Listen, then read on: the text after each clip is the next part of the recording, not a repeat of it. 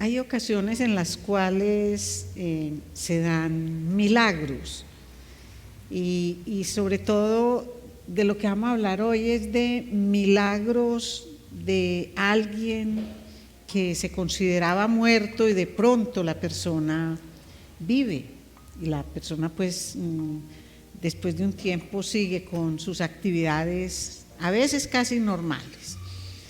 Esto sucedió en noviembre del año 2007 y lo traigo aquí como un ejemplo, como una introducción del tema de hoy, porque fue algo a lo cual le dieron mucha difusión en los Estados Unidos. Esto pasó en Oklahoma, que un joven llamado Zach Dunlap, de 21 añitos, él sufrió un accidente muy grave en una cuatrimoto. Y cuando lo llevaron al hospital le hicieron todos los exámenes y fue declarado pues clínicamente muerto.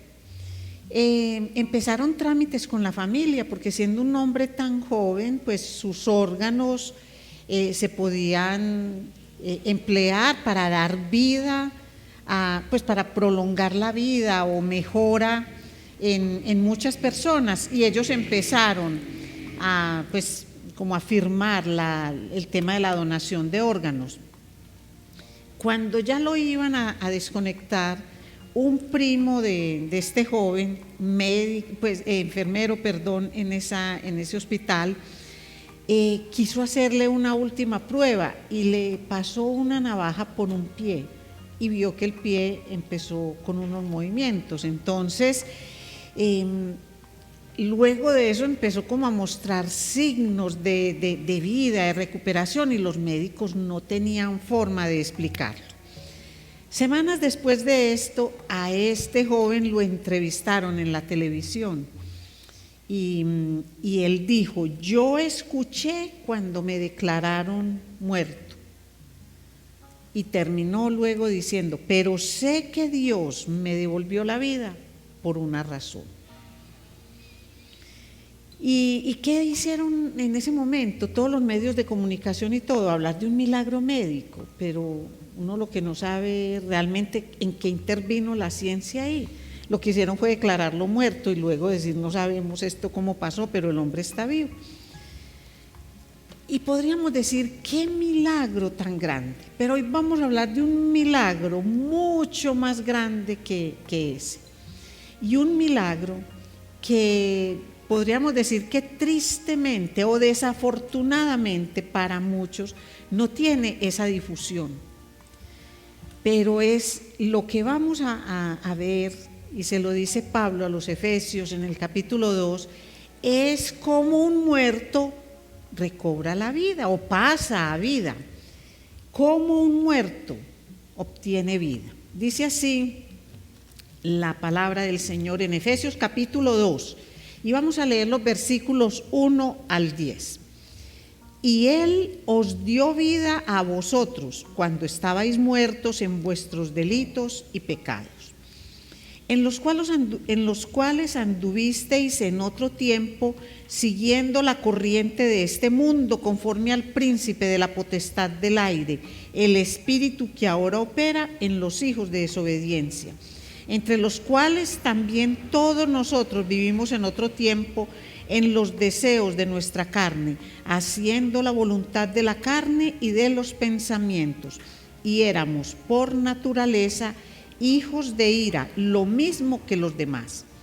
Pero Dios, que es rico en misericordia por su amor con que nos amó, aun estando nosotros muertos en pecados, nos dio vida juntamente con Cristo. Por gracia sois salvos. Y juntamente con Él nos resucitó y asimismo nos hizo sentar en los lugares celestiales con Cristo Jesús, para mostrar en los siglos venideros las abundantes riquezas de su gracia en su bondad para con nosotros en Cristo Jesús.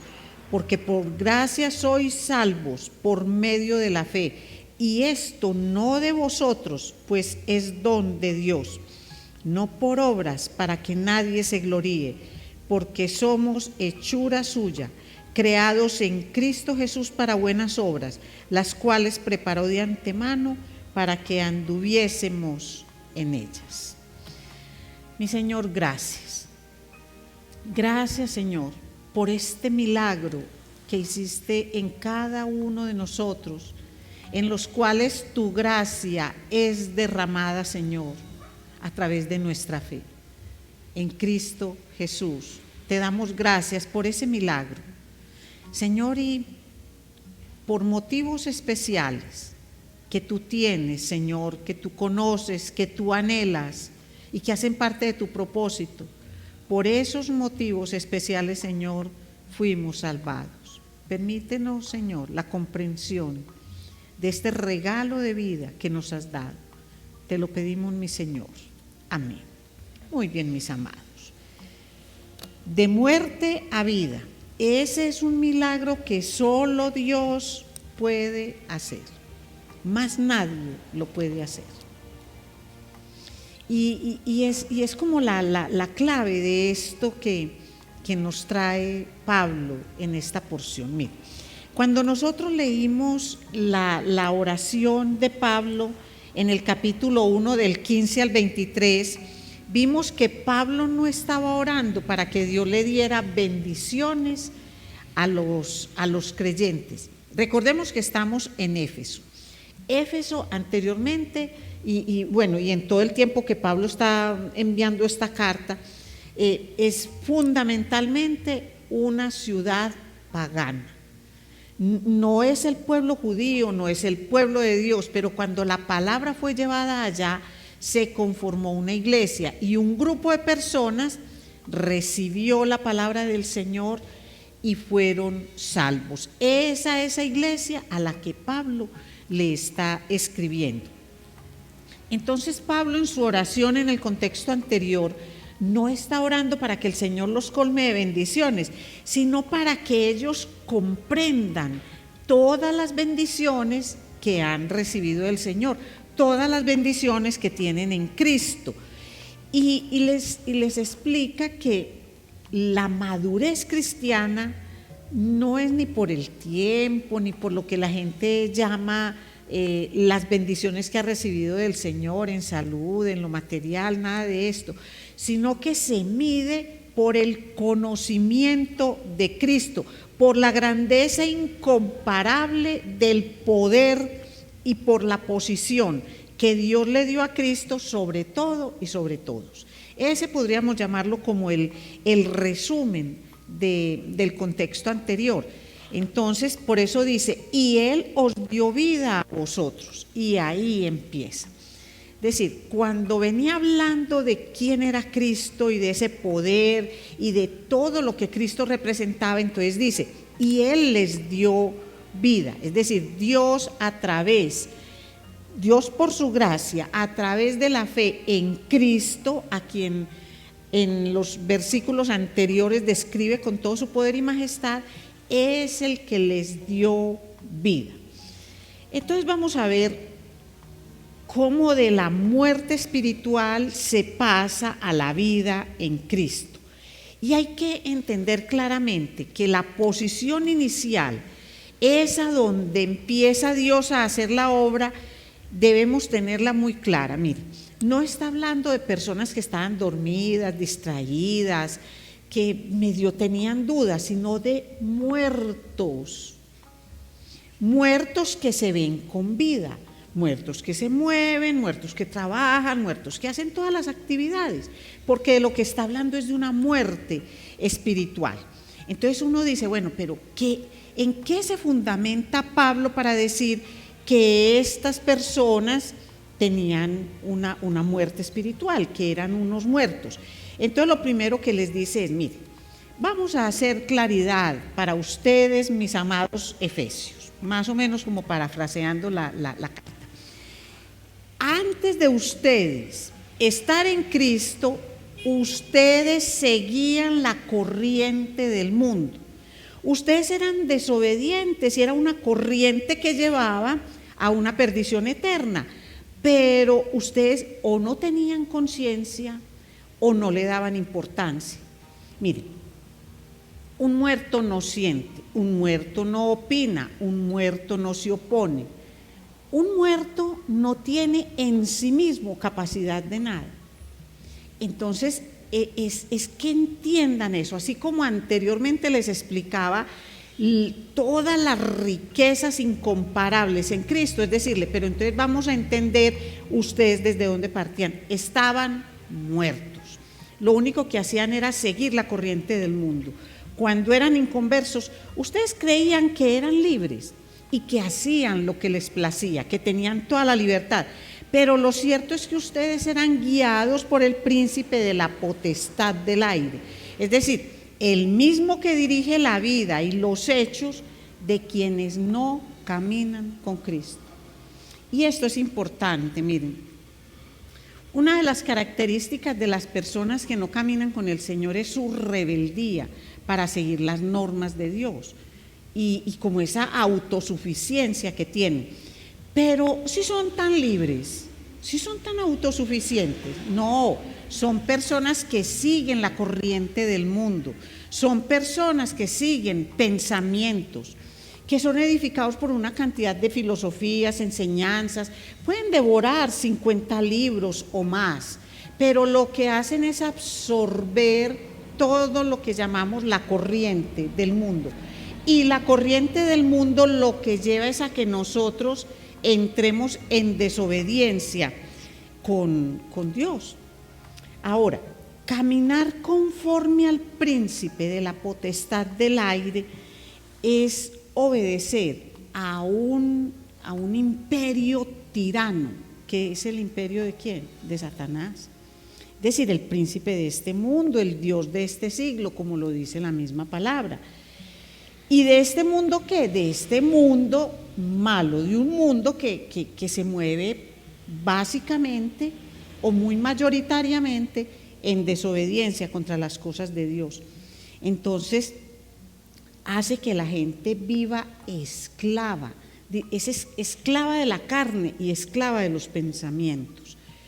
Y la gente parece no darse cuenta. Cuando una persona se da cuenta que tenía una esclavitud de la carne y cuando hablamos de carne no es solamente el cuerpo, porque es que el cuerpo en sí no es pecaminoso, sino que habla de todas las cosas que influencian eso que hacemos, deseamos, pensamos y que va en contra de las cosas que dice Dios. Entonces, nos damos cuenta que éramos esclavos cuando llegamos a libertad. Nos damos cuenta que vivíamos en tinieblas cuando llegamos a la luz. Y eso se logra, esa inclinación, eso de ser hijos de desobediencia, esa inclinación a hacer las cosas en contra de Dios, eso solamente Dios mismo nos abre como el entendimiento a todo esto. Pero miren algo bien importante, que eso nos incluye a todos nosotros. Esa carta no solamente es escrita para ellos, sino que es para todos nosotros. Dice que no era una condición exclusiva de los efesios antes de recibir al Señor, sino que es una condición de toda la humanidad antes de recibir al Señor. Y eso es muy importante que nosotros lo tengamos en cuenta, porque es que eso nos da a nosotros también la connotación de muertos antes de recibir al Señor. Es decir, todos nosotros que en otro tiempo no hacíamos la voluntad de Dios, sino nuestra voluntad, creyendo que éramos libres, pero realmente éramos orientados por todas las cosas de Satanás, del mundo, con todas sus influencias. Entonces, lo que dice es, ahora nosotros también, se incluye Pablo, por supuesto, pero nos incluye a todos nosotros. Miren, ¿desde cuándo viene el tema de la desobediencia? Nosotros sabemos, desde el huerto del Edén. Y desde el huerto del Edén, tres cosas nos mueven en la desobediencia: el mundo, el diablo y la carne. El mundo con todo su sistema lo conocemos, que no es el globo terráqueo, sino el sistema de vida, la cultura, toda la manera. El diablo, que sabemos que es el príncipe de la mentira, y la carne, que es esa orientación, esa manera en que nosotros nos ceñimos a las cosas, inclusive cuando van en contra del Señor, y de manera muy especial cuando van en contra del Señor. Ahora, nos parece raro que la persona que no es salva sea desobediente. A veces eso nos extraña mucho, y no debe extrañarnos que una persona que no es salva sea desobediente, porque es que esa persona está muerta, y está muerta espiritualmente. ¿Qué es lo que nos debe a nosotros sorprender? Y sorprender cada día. Nos debe sorprender cada día ver a una persona que ha escuchado a Dios, que sigue a Dios, que lo obedece, que está con Él. Es decir, una persona que Dios mismo le ha dado vida. Eso sí debe sorprender, no lo otro. Nosotros hacemos es al contrario. Miren dónde cambia toda esa ecuación. Cambia en el versículo 4 cuando dice, pero Dios, es decir, entra Dios a cambiar una circunstancia y dice, pero Dios, que es rico en misericordia, por su gran amor con que nos amó, aún estando nosotros muertos en pecados, nos dio vida juntamente con Cristo. Es decir, estas son dos palabras que cambian todo como venía. Pero Dios, es decir, no fue nuestra iniciativa. Que es que a veces, miren a veces como decimos nosotros. Decimos, no, es que yo estaba bien, hacía buenas cosas, realmente yo nunca fui tan malo. No era tan malo, yo estaba tranquilo. Cuando de pronto, por alguna circunstancia, llámese de la muerte de alguien, de la enfermedad de otro, de una escasez que de pronto fue suplida, cualquier cosa de esas, decidí buscar a Dios y lo encontré. ¿Dónde se centra ese poder? En la persona, en su capacidad de decisión. Pero por eso Pablo es tan enfático, es tan muerto. Si un muerto no respira, no mira, no toma decisiones, no busca nada, muertos. Pero Dios, es decir, la iniciativa no es del ser humano, la iniciativa es de Dios por su amor y su misericordia. De tal manera amó Dios al mundo que entregó a su Hijo para que muriera en la cruz, para que todo el que en Él cree, eso es fe, no se pierda, mas tenga vida eterna. Entonces, miren, Dios no mejora al pecador, no, Dios resucita a un muerto. Porque es que a veces pensamos que él lo que hace es volver buenos a los malos, como una especie de mejoramiento, que podríamos llamarlo un mejoramiento continuo. No, Él vino a dar vida y a darla en abundancia. Vino a dar vida a un muerto. Entonces, esta es como la parte con la que nosotros a veces nos enfrentamos cuando empezamos a hablar con una persona, porque es que la persona cuando se rancha en un punto y cuando no quiere avanzar, nosotros debemos identificar a esa persona como un muerto espiritual. Bueno, tenemos que seguir orando, claro, tenemos que seguir llevando la palabra. Y tenemos que seguir hablando con la persona de tal manera que empiece a escuchar. El Señor nos dice que la fe viene por el oír la palabra del Señor. Entonces nosotros no podemos frenar y no podemos simplemente emitir un veredicto, porque ese tipo de veredictos solamente le corresponden al Señor. Nosotros seguimos, pero debemos reconocer que un incrédulo no es un enfermito o frágil o débil. Un incrédulo es un muerto, es un muerto. Y saben una cosa que dice también Pablo acá, cuando dice que así éramos nosotros, es que un muerto no está más muerto que otro. Que es que a veces nosotros comparamos a los muertos, como este con aquel, como no, lo que sí pueden haber son como, digamos, grados de descomposición diferentes, pero muerto es muerto, muerto es muerto, y nosotros a veces comparamos cómo estaba este muerto, si de pronto más así o cómo. No, este estaba muerto, este también, es lo que él está diciendo. Todos los pecadores perdidos están muertos. Pero Dios en su misericordia nos da, Él que nos da, Él no nos da lo que nos merecemos, no. Porque si Él nos diera lo que nos merecemos, muertos nos quedábamos. Él lo que nos da en su gracia es lo que nosotros no merecemos. Eso es lo que nos da. Y todo esto es posible por la muerte de Jesucristo en la cruz. Porque en el Calvario lo que Dios hizo fue exhibir su odio por el pecado. Eso fue lo que Él hizo. Pero algo que nos puede parecer a nosotros muy contradictorio, y es exhibir su amor por los pecadores.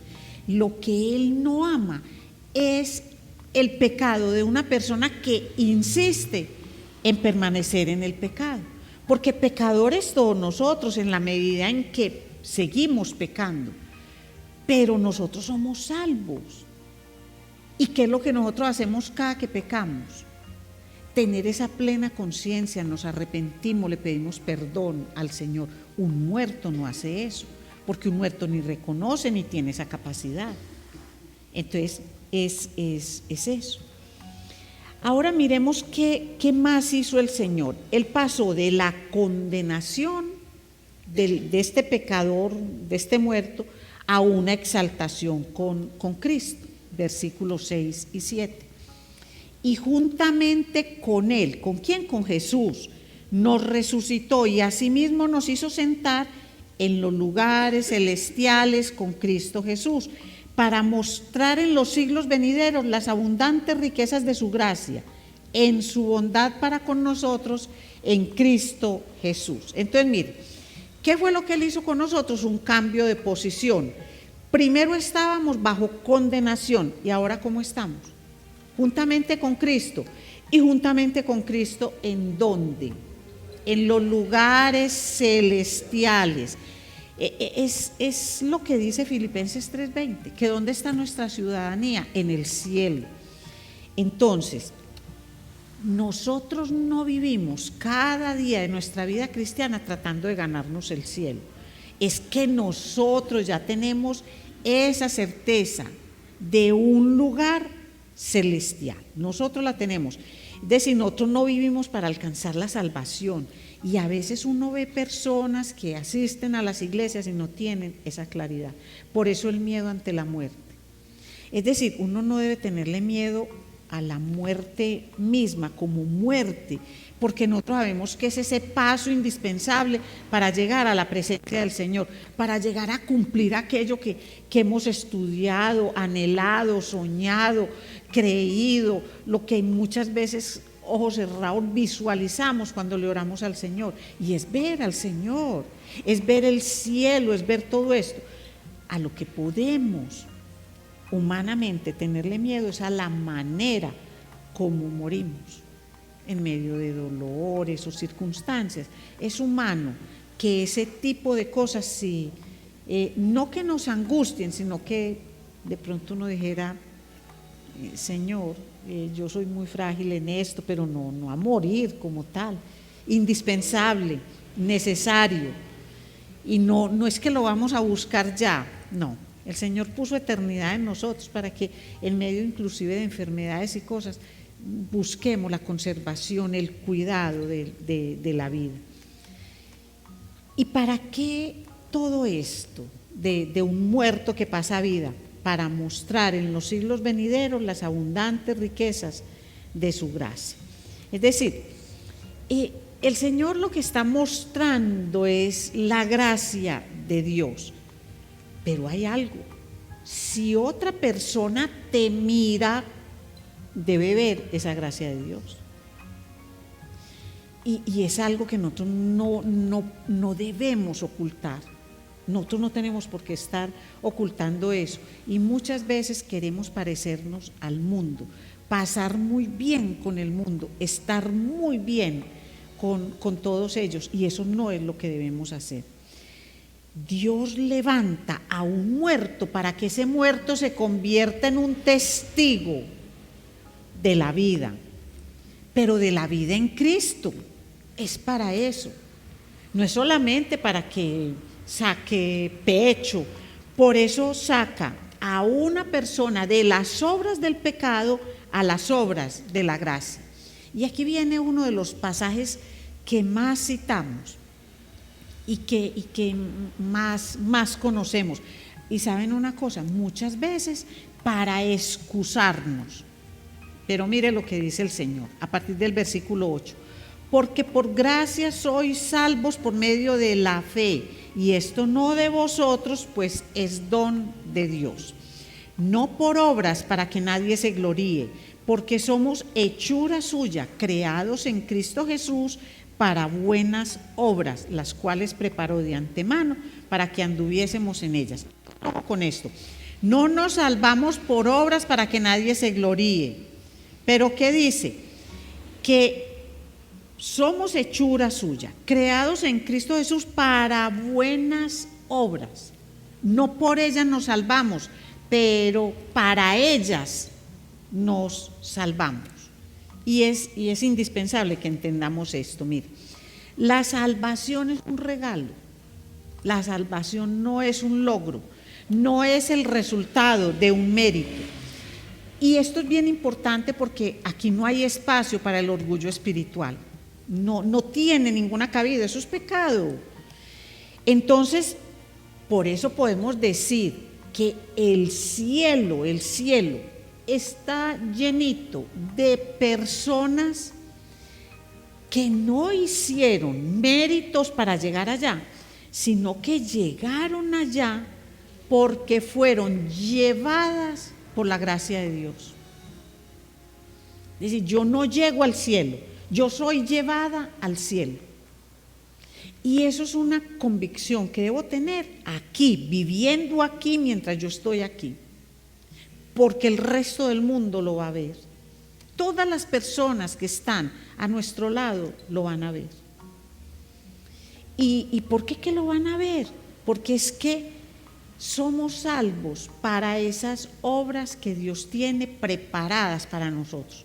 Entonces no digamos, no, es que yo no he visto para qué obras me tiene preparadas el Señor. No, es para que nosotros en todo lo que hacemos demos un testimonio de Dios y mostremos realmente que fue esto que el Señor hizo en nosotros, sin que nosotros mismos lo estuviéramos buscando. Mira, bien fácil se entiende esto. Un árbol tiene raíz y normalmente tiene un fruto. Entonces, las obras no son la raíz del árbol. Las obras son el fruto del árbol.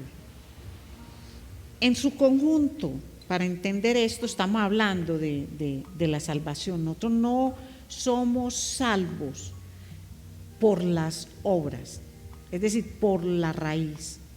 ¿La raíz de qué se nutre? La raíz se nutre de la gracia de Dios por la fe en Jesucristo. Esa es la que constituye la raíz.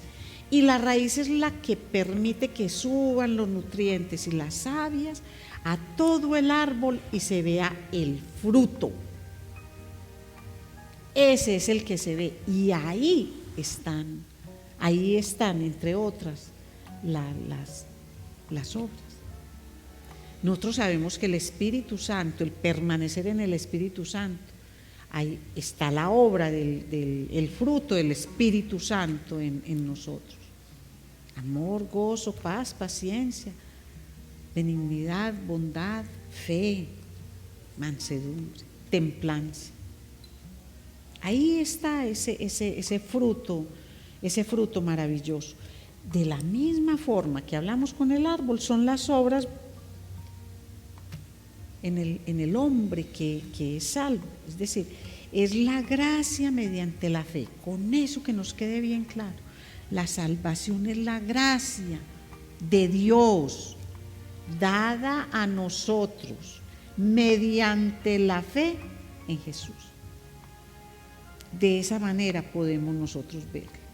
Entonces, si bien las obras no nos salvan, sí confirman esa característica de ser salvos y le muestran al resto del mundo esa obra maravillosa que el Señor está haciendo en nosotros. Lo que da vida a la salvación, esa raíz, y vuelvo y lo repito, lo que da vida a la salvación es la gracia de Dios por medio de la fe en Jesucristo.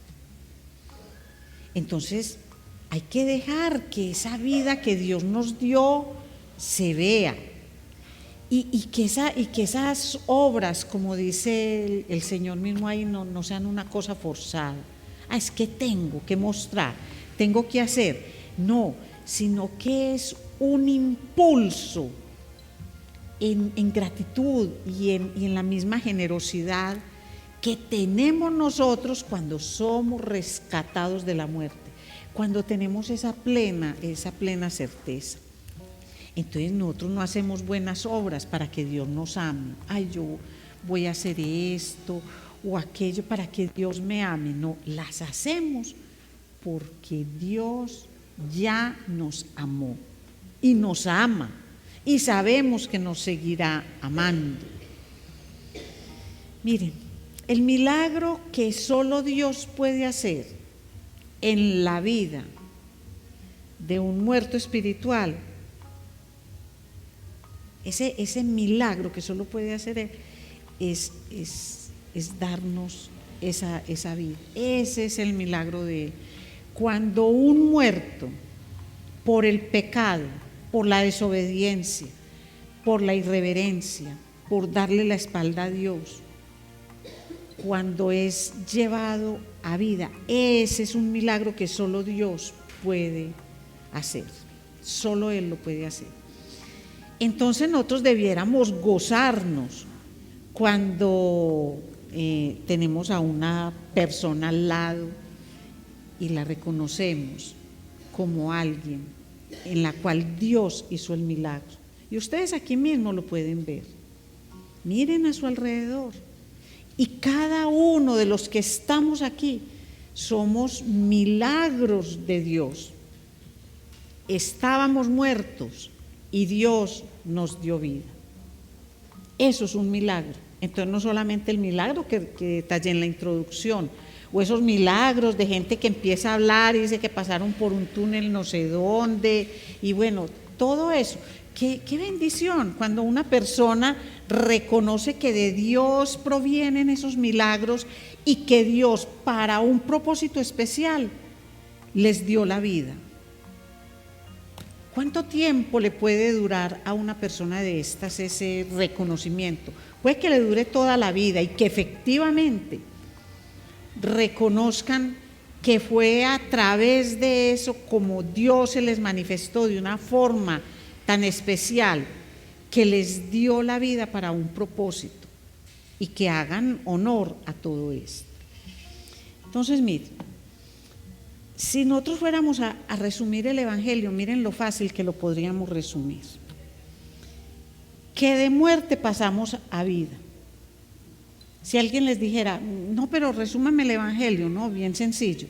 Vea, que de muerte pasamos a vida, que de ser esclavos ahora ya somos libres, y que de ser enemigos de Dios, desobedientes, siguiendo la corriente del mundo, ahora somos hijos de Dios.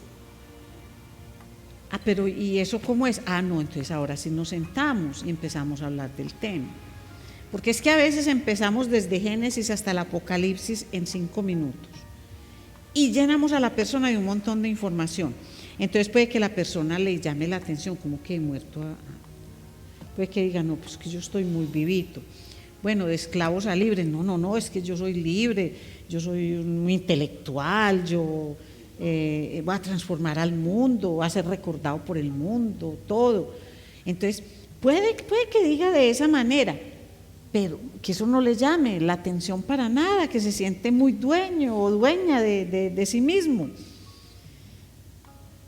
Pero puede que al decirle que el Evangelio es que una persona pasa de ser enemiga de Dios, contradictor, pues, no digamos, la gente no reconoce ser enemiga de Dios, muy poquitos, sino que dicen, yo amo a Dios, pero a mi manera. Entonces pasan de ser esas personas que no acatan la voluntad de Dios, que no son obedientes a Dios, y pasan a ser hijos de Dios. Una de estas cosas, con plena seguridad que les va a llamar la atención. Pero aquí lo que hacemos es pasar de obras de muerte a obras de la gracia de Dios.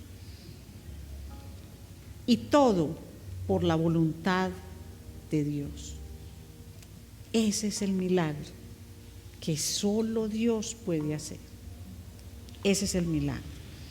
Entonces, aquí hay unas conclusiones que podemos tener. Miren, cuando hay una persona que ustedes la vean con dudas, con muchas dudas, ojo que estoy diciendo no del todo en contra, sino llenita de dudas, a esa persona díganle, no intentes ganarte la vida eterna siempre, deja ya de luchar, recibe la vida eterna como un regalo de la gracia de Dios, porque al ser un regalo no es porque lo mereces, sino que debes aceptarlo. No, pero ¿cómo va a ser eso? Ya ustedes, mis amados, tienen todo el conocimiento para llevarle a esta persona la manera como Dios le da vida a un muerto espiritual, ¿cierto? Pero para nosotros que somos creyentes, ¿saben qué es bien importante? Que recordemos quién éramos. Vea, no tanto cómo éramos, porque a veces ahí es donde entramos a justificar. No mato, no robo, y tampoco es que le hiciera tanto mal a nadie, hasta bien queridita que era. No, es recordar que estábamos muertos y que Él nos hizo vivir. ¿Qué nos va a dar eso? Gratitud. Gratitud.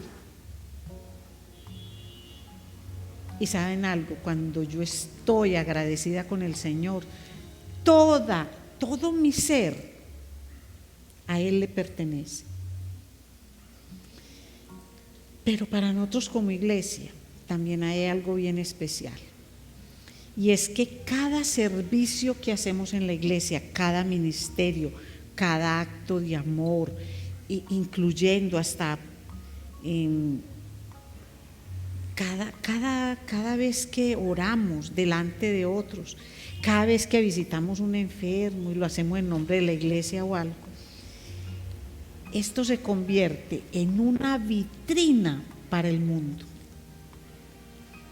para que el mundo vea la gracia de Dios en un muerto que es resucitado, en un grupo de muertos resucitados. Porque miren, el mundo allá afuera, ¿qué es? Lo podríamos comparar con un gran cementerio, gigantesco cementerio, donde los muertos caminan, trabajan, estudian, bailan, comen, hacen un montón de cosas.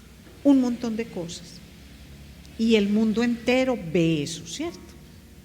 Entonces, ¿cuál es el llamado del Señor para nosotros? Que nosotros, que fuimos rescatados de ese sistema del mundo, mostremos, seamos una vitrina para el mundo. ¿Por qué una iglesia está vacía? ¿Por qué tan vacía? Porque es que a nosotros nos llama mucho la atención cuando un muerto clínico recupera la vida, cuando el que estuvo en un estado de coma yo no sé cuántos años, de pronto empieza y se mueve un momentico, no se dan cuenta que después volvió y murió, a los cuántos años no sabemos, pero vuelve y muere. Pero que una persona muerta espiritualmente sea rescatada para vida, en el cielo, por eso nos dice que en el cielo hay fiesta. Es que el cielo es el territorio de Dios. Entonces, una congregación, que llamamos una iglesia, nosotros deberíamos ser esa vitrina para el mundo. Una vitrina para el mundo, donde el mundo vea lo que hace una persona agradecida porque fue levantada de entre los muertos para vida. Vamos a darle gracias al Señor. Padre, un milagro que solo tú puedes hacer, y es darnos vida, que estando muertos en nuestros delitos y pecados, y muchas veces muy conformes, muy a gustos, con el placer que para la carne eso representa, por el deleite en nuestros pensamientos, en nuestros planes y proyectos, Señor, tú los convertiste en algo diferente.